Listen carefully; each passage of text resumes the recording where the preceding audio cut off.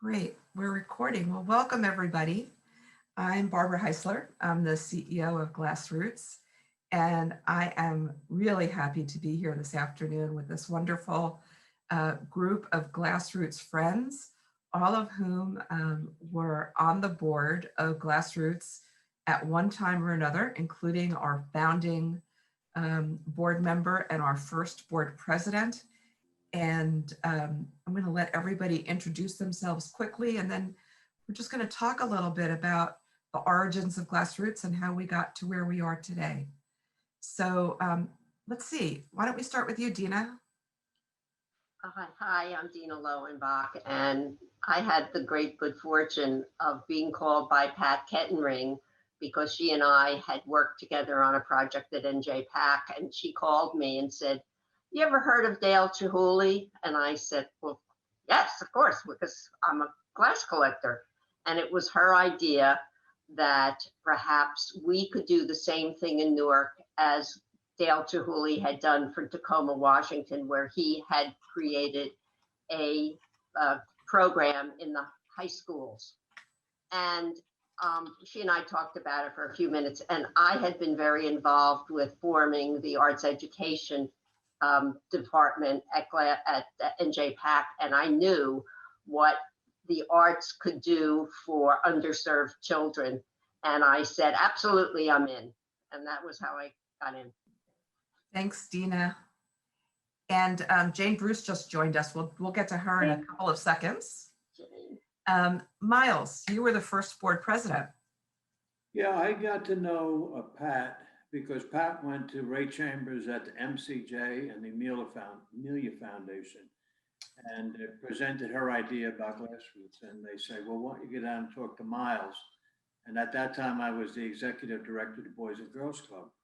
And we went out to lunch, and I was captivated by Pat's vision of changing the lives of children and adults through the medium of glass. And it was fascinating.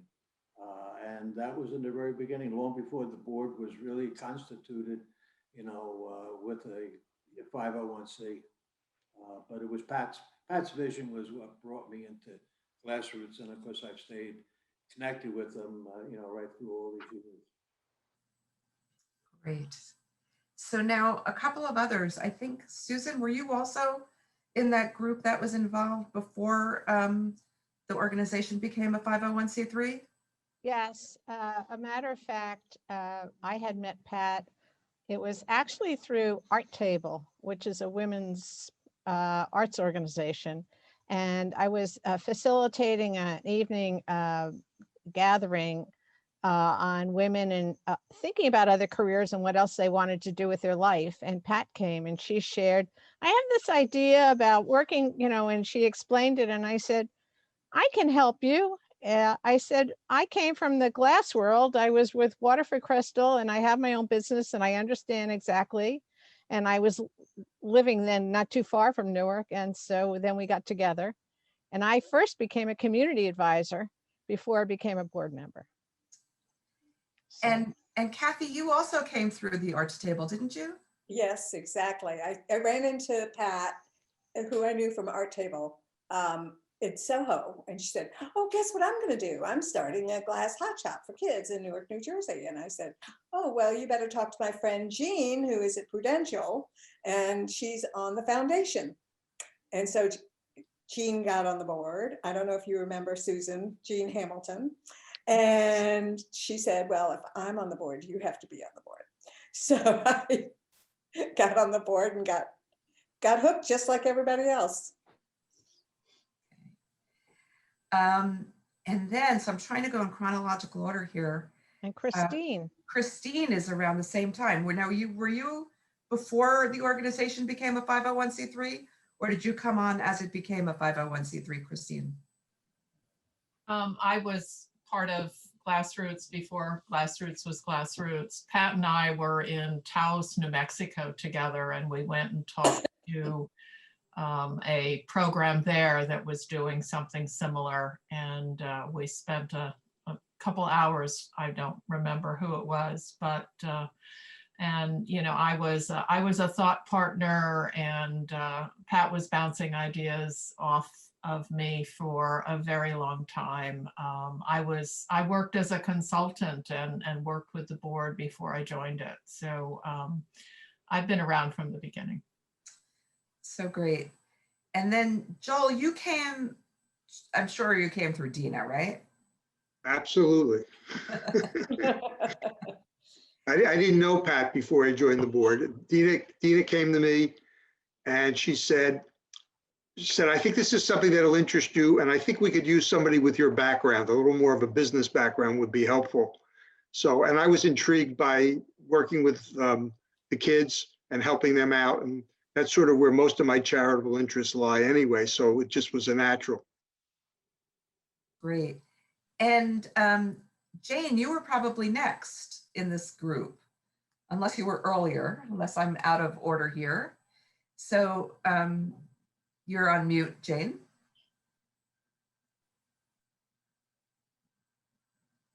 There you Well, go. I got involved quite a bit of time before I was on the board, because I met Pat in 2000 and, well, I just come back from Australia, so it must have been 2004, I think, or even 3. And she told me about this great idea, and I went out to Newark and I started teaching. Actually, I started working with the kids. I helped design the hot shop when we eventually built a hot shop. Then I got a bit busy with teaching other places, so I ended up on the board, and I can't remember without looking at my resume what year it was. But I was on the board, I think when Joel was president, when Kathy was president. I think I sort of was a visitor to the board when Miles was president, but I can't remember when I actually became a board member as such. It just seemed I was involved with GlassRoots for quite some time on many different levels. And then I think the next person is Linda. Now, Linda's not on screen right now, but I know Linda was the board president that hired me. Yes. So I'm grateful for that. She was after me. Yeah, Yeah.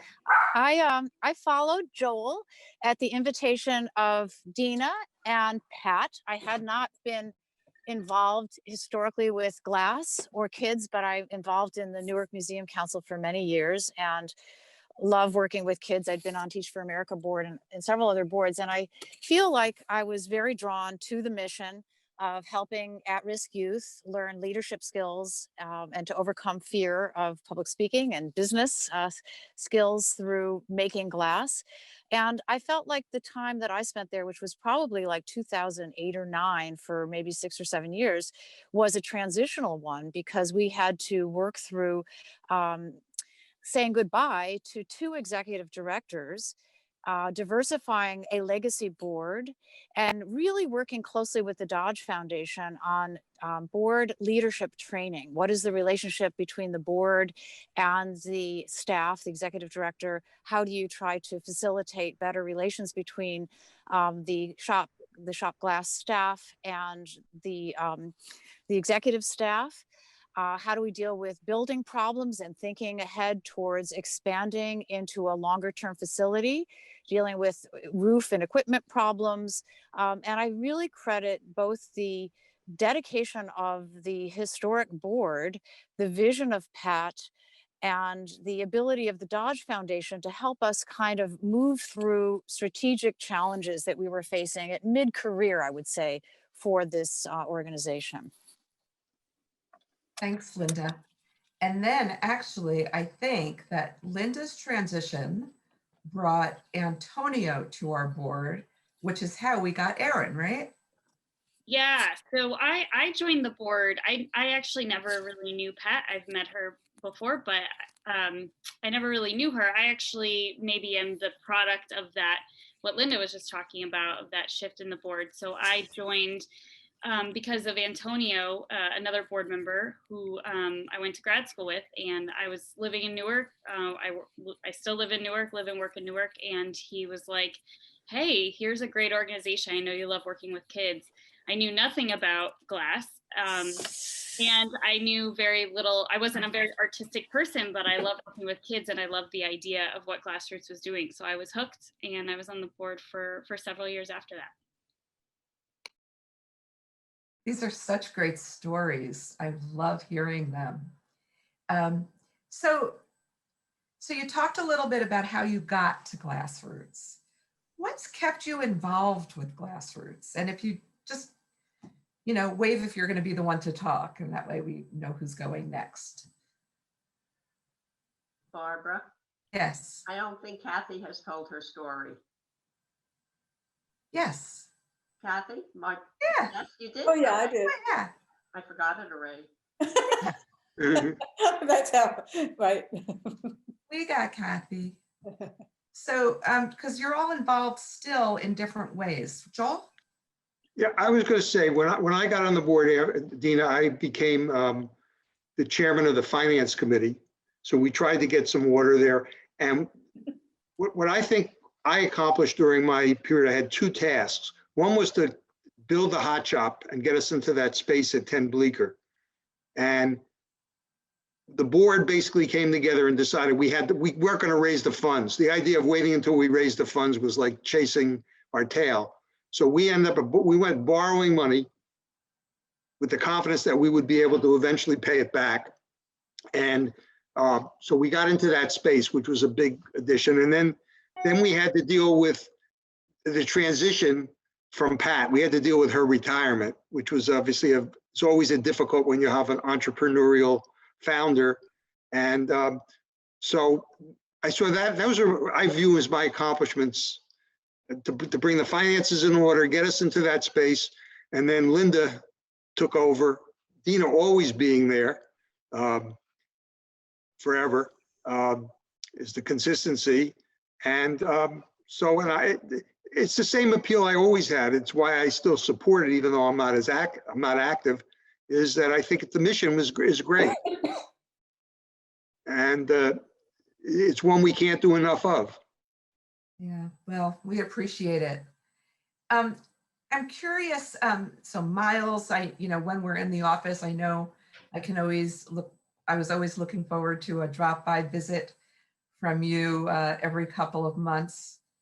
Why did you stay interested in what was going on? And tell me how you felt when you came by and things were changing over the years? Well, I always thought that GlassRoots had an ever-changing mission. And of course, they began to incorporate the entrepreneurial side of it as a way of providing services for young people. And the thing is, I guess I was always captivated by the fact that the essence of concentration was the factor that got many of the children early on into being able to kind of prosper in school, because they learned how to concentrate. And if they didn't concentrate, they had an immediate correction because the beat broke, because they weren't concentrating. And so they began to put this into their process of how they learned. The other thing was the staff. I mean, I think of two of the unique things that happened, bringing Jason on and Kate. I mean, Jason and Kate have this, ever-growing vision of what can happen.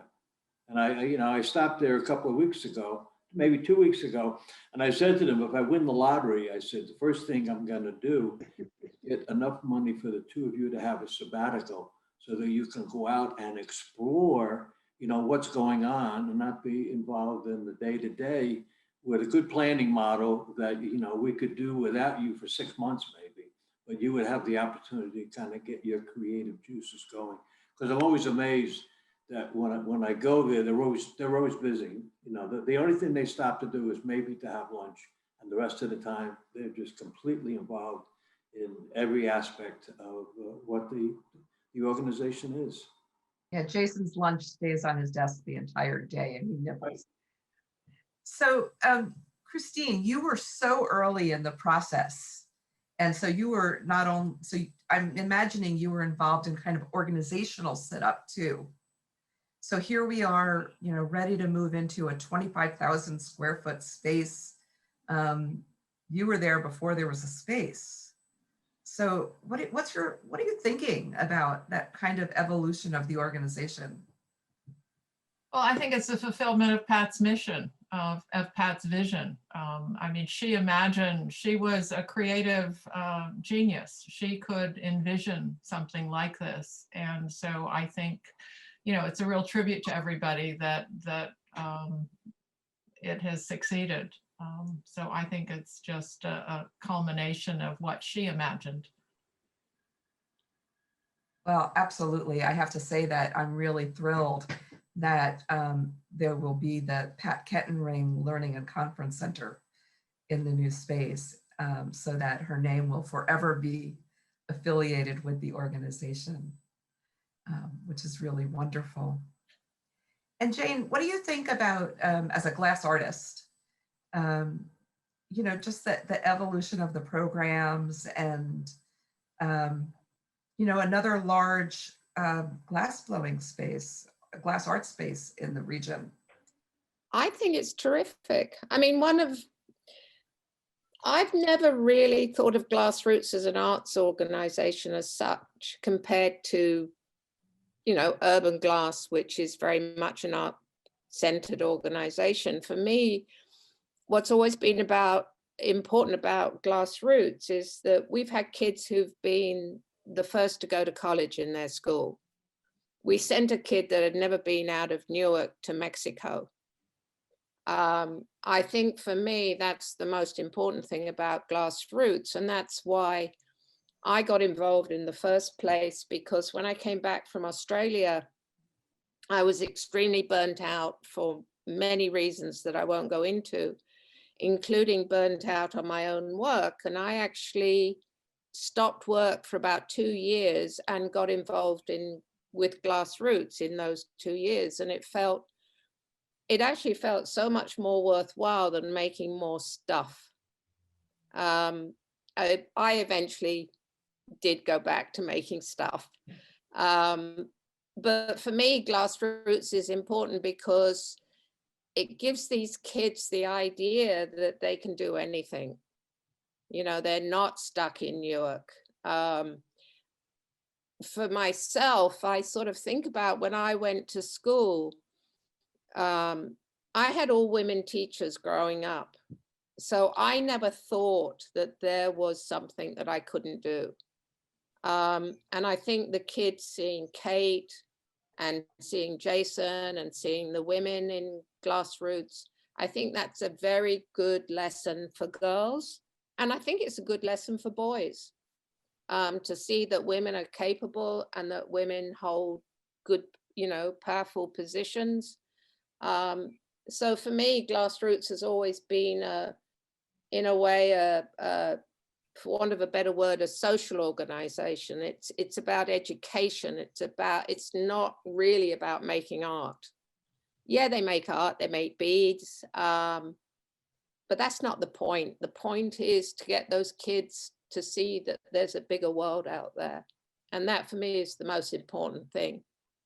Absolutely. Thanks, Jane. I always some people have heard me talk about GlassRoots as the elephant, and depending on what part of the elephant you touch, that's the part of GlassRoots you know. So I get that. I probably shouldn't have brought up that analogy since people won't know what I'm talking about. Susan, so you've been so involved in, not only in the formation of GlassRoots, but in the Newark arts education and artists world. What place does GlassRoots play? Like, what role has GlassRoots played in that? It's always been instrumental in for me in what it's accomplished. And I think from my early beginning, and even before GlassRoots, I was involved with Urban Glass, and I saw what was going on there as a board member, and then with GlassRoots, and for GlassRoots, Pat's vision, and I wrote their first business plan in like 98 or 99. And from there, thinking about the growth from doing the initial business plans. And I remember we had one, Miles, at the Boys and Girls Club that doesn't even exist anymore on Broadway. Right. And, you know, the youth were allowed to sell their beads.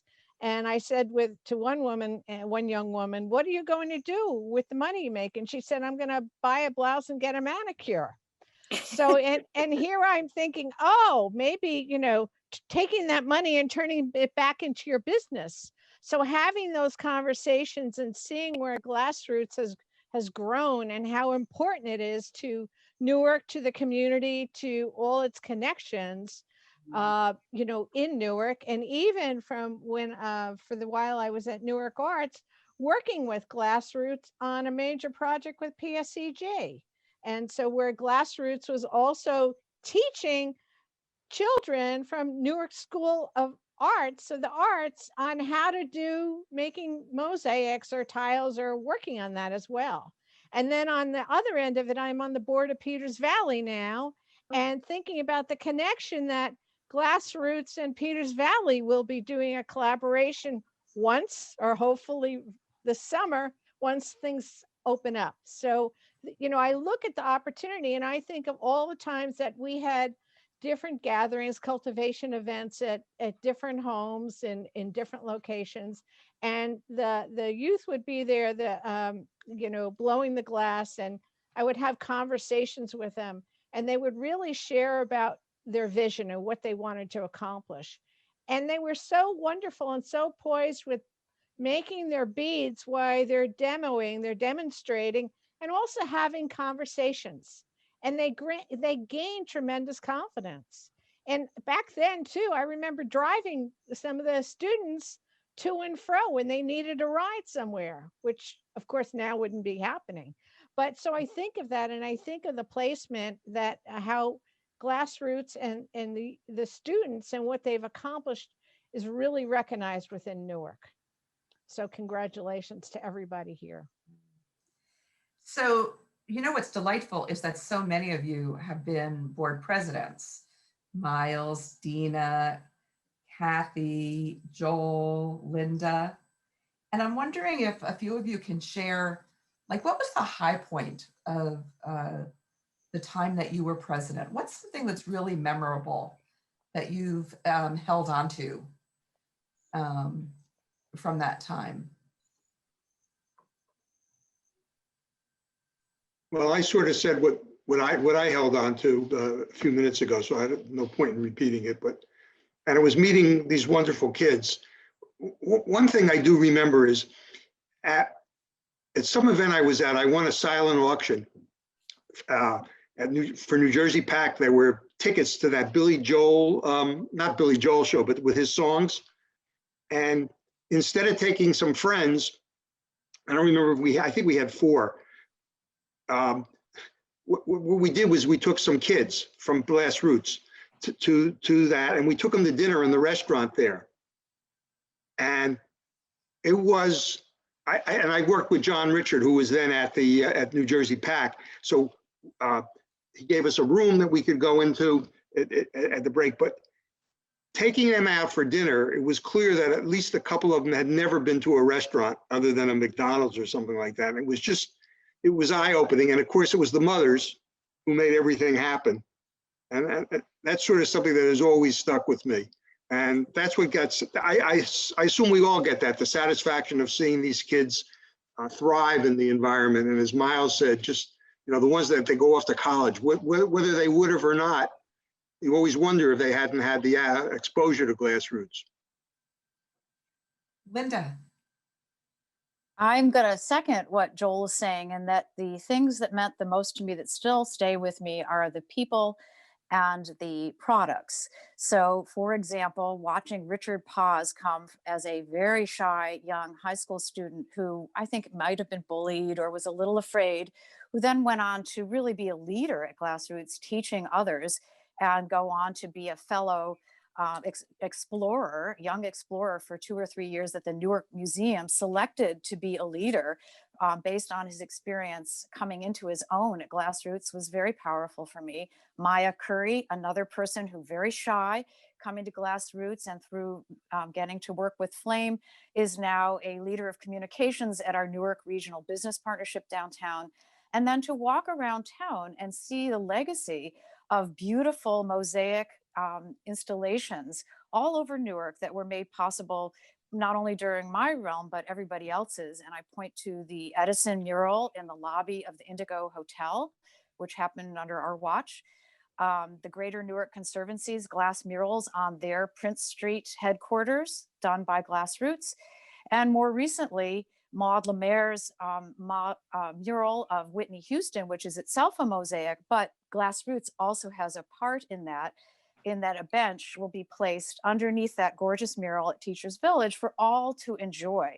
And so it brings you both inside the organization to see how GlassRoots has developed very shy young people into our next generation of leaders, and then walking around town, seeing all of the beautiful artwork that GlassRoots has provided to the city. And of course, you're modeling, Linda. You're wearing some. Oh Linda yeah, and I always buy is- lots and lots of jewelry, always. at Kathy, GlassRoots. This too. is by Kate. And Me too. Yeah. Yes. So how about you, Kathy? What's something memorable from your Well, presidency? you know, my favorite part was always the yearly the competition at the end of the year, and seeing all the booths and the wonderful, kind of crazy sometimes, but really beautiful. Some beautiful, some crazy, but very obviously very.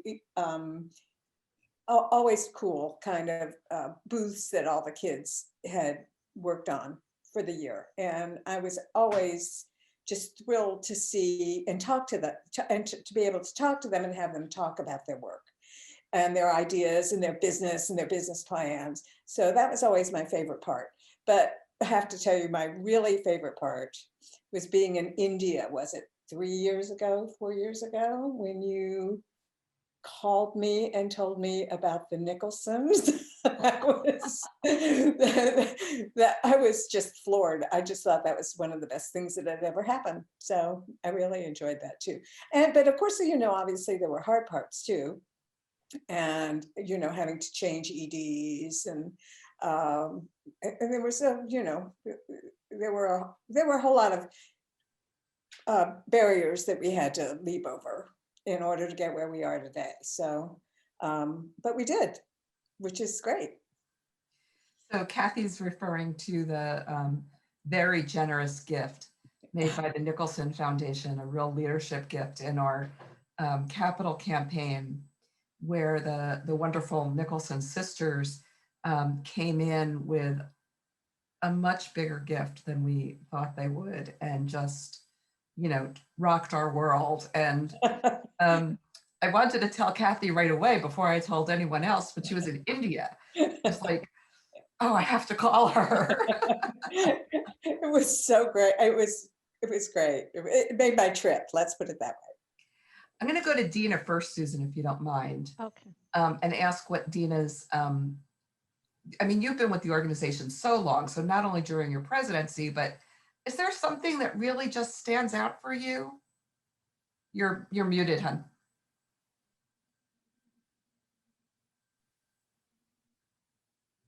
There are just There you too go. many things, but one of the most enlightening things happened early on. A group of students were sitting and watching Jason blow glass, and a couple of the mothers had accompanied this class over. And at one point, one of the mothers came over to me and she said, "I have never seen my son sit so quietly in his whole life." She said, "How do you do it?" And I said, that's one of, I mean, the kids, to a great degree, not everyone, but the kids really bought into the program. And I always tell people that instead of coming out and looking for mentors in the street gangs, they find mentors at GlassRoots and they stick with them. I mean, we have kids who have come back for years and years and years. And it's not just the glass by any means. We're not trying to make glass artists. None of us ever believed we would necessarily happen. If we did, we did. But the most important thing was to give them a constructive adult to guide them and to make them feel good about themselves, and not make them feel that the only way that they could feel good about themselves is by doing something that the leader of the gang said to do. But too many things for me to remember. Thank you. So I'll come over to Susan in a second, but I want to pick up Erin because, so Erin walked in kind of in the middle of the 20 years. For me, Erin, a really significant thing that you brought to the organization was some organizational strategies, which I always appreciated, as an ED, that's, you love a board member who wants to, think about best practices and things. But so that's my memory of you, but what's your memory? Well, I do have memories of many meetings and many conversations around, with retreats and, how do we structure the board? How do we build out different committees, governance committees, making goals every year? So I think all of those were really helpful. And I do want to credit also the Dodge board development series, because I think that I had been on boards before, but I think that really helped me think about what could my role be in this organization to help with that side of it, especially since I was the governance chair for a couple of years. But I think for me, like picking up on what some other people said, I mean, for me, what keeps me involved and keeps me coming back is really the staff and the students. I similarly, when things are open, I love to just pop my head in and see who's there, what are they working on, what are they doing, what number Coca-Cola is are they on at this point, because I'd come in and join them, for a drink and of Coke, and it's just like a home, it's a place I could go in the middle of the day when I need a break and just want to see what's happening. And so the staff mean a lot to me, but then looking at the students, I think seeing that growth in a lot of our students is really important. And for me, working in my day job, I work with schools all throughout the city, and you see GlassRoots everywhere you go. I mean, you're at a school and they have an after school program. They're doing a mosaic. You walk down the street, you see a mosaic on the side of a building. And I think just seeing how involved GlassRoots is in our city is really important. I'm proud to live in Newark, and I'm proud that we can offer such a great program for students that really helps them find themselves. Thanks, Erin. Now Susan's chomping at the bit here. Oh, no, that's okay. I just wanted to share. I remember, well, Dina and Ralph were on the board. I'm not sure about you, Joel. And Christine was, when Pat was so thrilled we received the first Nicholson funding. And that was significant. So that also came to mind, and that created the opportunity to begin to move into the space, the physical space at 10 Bleecker, and thinking about what that space was and what it took to clean that up as well, that physical. So I'm not going to go back from that part, but thinking about that first Nicholson grant also really was significant. And that really helped with the Dodge and everything else, because the Dodge might have been giving like $10,000 initially, or whatever the number was, or, even the first Dodge grant was, wow, we've made it. So, and again, the Nicholson grant. So I just wanted to, when Kathy mentioned, or Barbara, you mentioned that, I wanted to share from, again, the beginning where that was, and that foundation and rooting. Well, and Susan, you may not know that I think the reason that the Nicholson Foundation made such a generous gift was that I had the original letter, because Pat kept everything. And so we have great archives.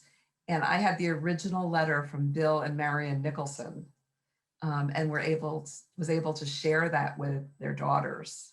They both have left this earth, and the daughters saw this as a way to continue their legacy. So that was a very significant gift. That was the founding gift. And, right. Clearly the Nicholsons have been a great part of the life of GlassRoots. This is so much fun. I think we could talk forever. I remember going with Pat to the Nicholson's home. Well, they obviously were charmed. You did a great job. So I'm wondering if you could kind of, from your perspective with GlassRoots, if you could share your going forward wish, what would it be? Why don't we start at the beginning again with Miles? Yeah, no, Barbara, I'd just like to go back to, the beginning. Okay. I think Pat's relationship with Edison Parking and the acquisition of the first building, and it was all on relationship that Pat had with the Gotsbaum. Because he just was thrilled at the fact that he was going to be able to be the person to bring a vehicle into the city. He originally wanted to take the Klein's building and turn that into an art studio, but because of asbestos, he couldn't do that. But I think a more significant, point of memory for me is in the early days, talking to a mother who told me that because of a child's activity at GlassRoots, he was able to move from special ed into regular ed. And he was able to transition the skill sets that he got in the development of concentration at GlassRoots to get into regular education, which I thought was, over the top at that time. That's a great memory. I have to tell you, I know I'm not on this panel, but I'm going to share mine anyway. So mine was this one student that we had who had been with us through a couple of programs, and we kind of reworked our summer program to be a leadership program. And we made the students into the teachers in the summer. And this one student had really been struggling. She was a young mother at a very young age, and was an alternative high school, and was very nervous about teaching a class. And she taught her first class, and when they left, she turned around with this big smile on her face and said, "I'm a teacher." And I have to tell you, I think I melted at that moment. So I'm so glad that we all have some great memories of the organization. And certainly the Gottesmans and the Nicholsons and the Benjamins and, Pat and you all, are the reason that the organization is still. Do you know that over 60,000 people have watched our virtual programs during this pandemic? Oh, that's great. Incredible, right? So I do want to go back, because we're going to start wrapping up, and ask you, from your perspective, from where you started, what's your wish? What's your wish for GlassRoots in the next 20 years?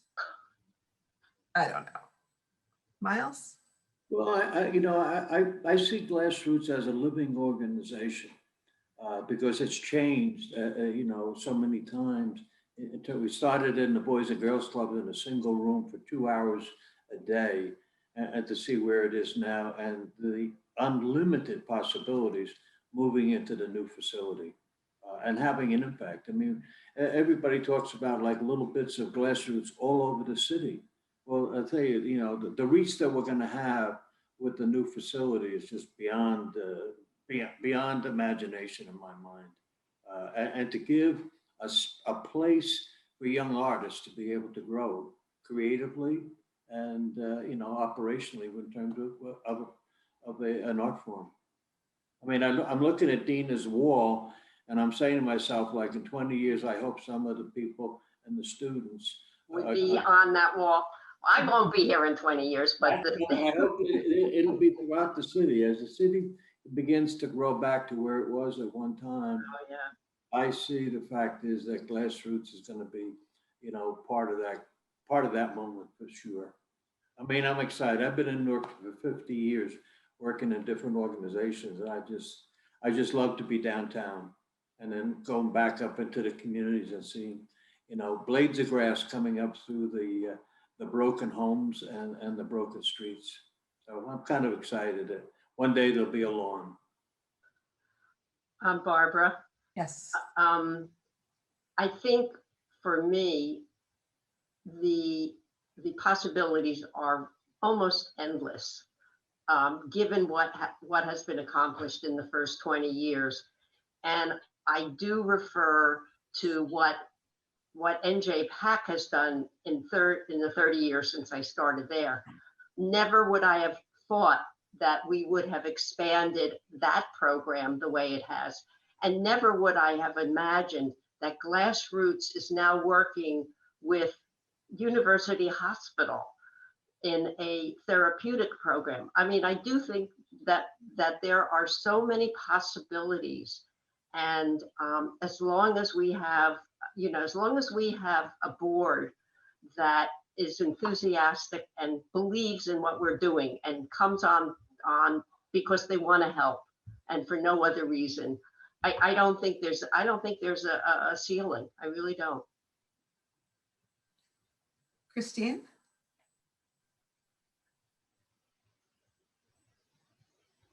I'm just thrilled that it has expanded the way it has.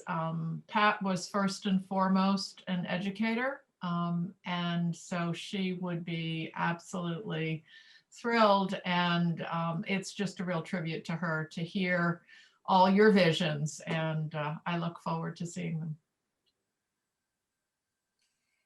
And I'm kind of going in order here, but I don't have to. Erin? Yeah, I mean, I think for me, building on what everyone else has said, getting to see it now from this phase to the next phase, I mean, my wish for the organization is just that we see with this new move and the new facility that we're able to reach every student in the city and everyone in the region. I think back to, like, those mandatory school field trips you do as a kid and everybody went to the New York Museum, or, I think with this new facility, GlassRoots is now that place that every school in the region is going to go to, that every kid will have an experience at. And I think now with the larger space too, all adults can have those experiences. Some of my best memories are taking adult classes, bringing my family together to do, the bridal shower gifts for my sister's wedding, those kinds of experiences, just bringing in adults to have those learning experiences and watching them struggle with it and work side by side with the students is amazing. So I think I see GlassRoots as being a pillar in our community and being that place that people always talk about when they go to Newark, that they go to GlassRoots and the experiences that they have. I think it's just going to grow from here. A center for creativity for everyone. Linda? Well, I think it's appropriate that the new home is in a hospital, which is a place for healing. And if we look at the era that we're facing now, which is about unity, and trying to unify people, I kind of follow on several of the comments, particularly Erin's, about GlassRoots as a community builder. We've seen it in its manifestation for the kids that have come there, the staff and the board that's really tried to support those kids over time. And I think it will continue to be a safe space for folks in Newark. And like Erin, that if everyone can spend a little bit of time at GlassRoots, I think it will change them and help our civic dialogue just be really positive for Newark and its future. Susan?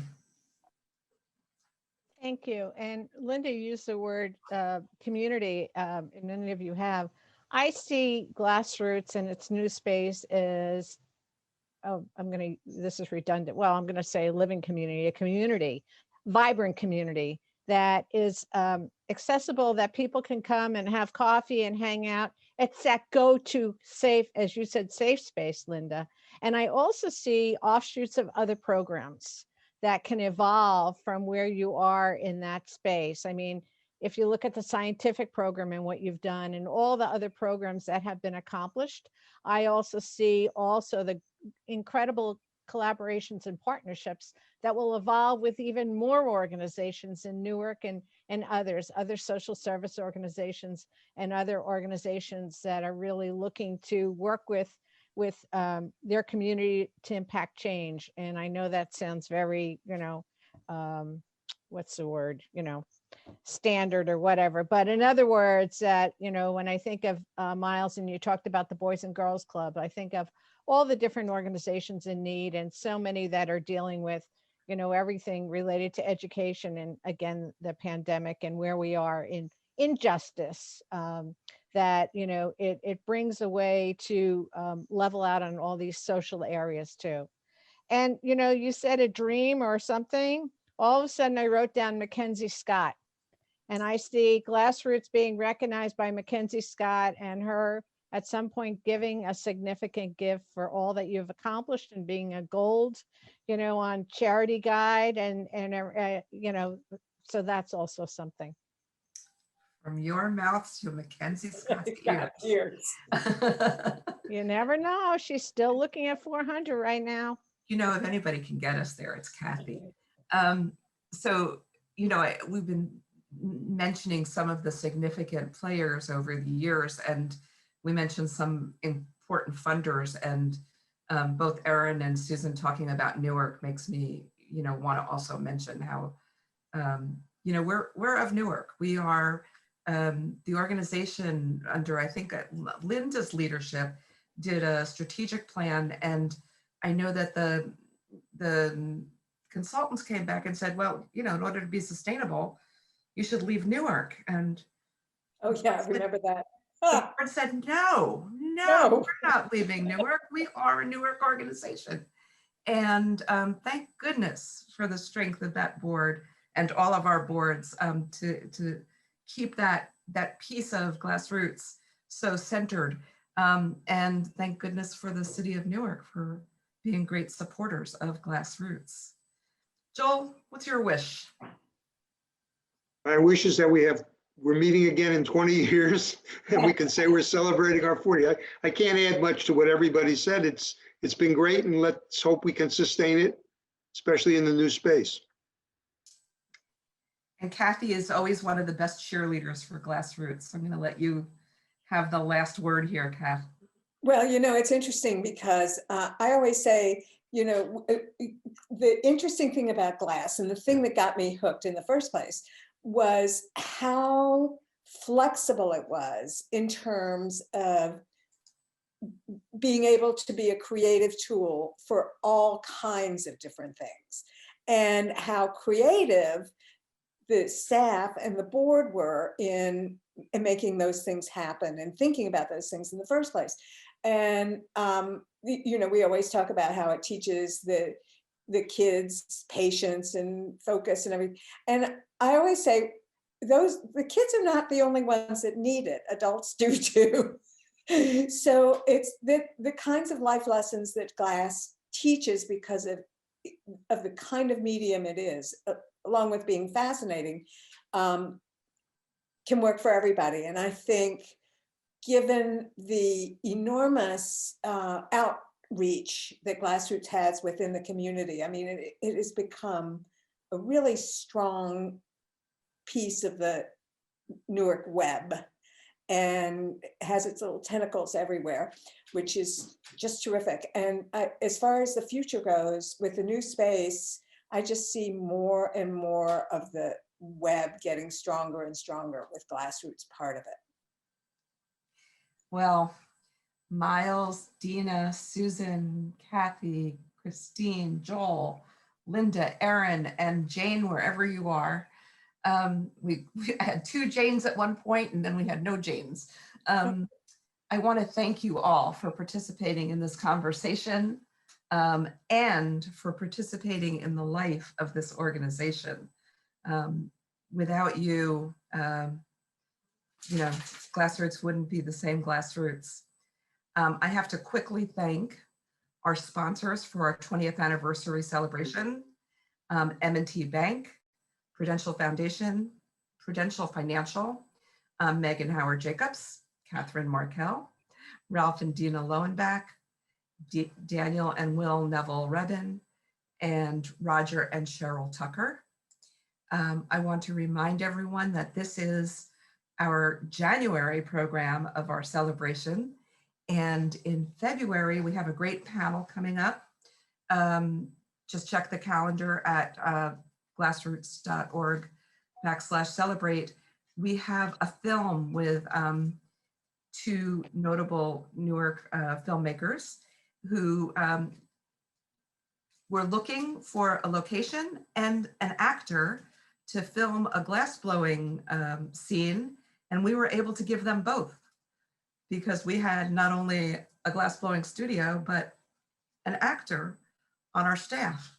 So How wonderful. So the end of February, we'll have our screening of Glassworks, a film by Jerry and Mary Lou Bongiorno.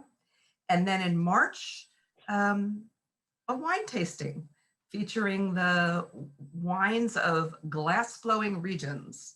So lots more coming up, something every month until September to celebrate this great 20th anniversary year. And again, thank you all. Thank you, thank you, thank you for celebrating with us today and joining us today. Thank you. Thank you. Thanks, everyone. It's good to see Thank you you. all. It's good to see Thank you. everybody. Yeah.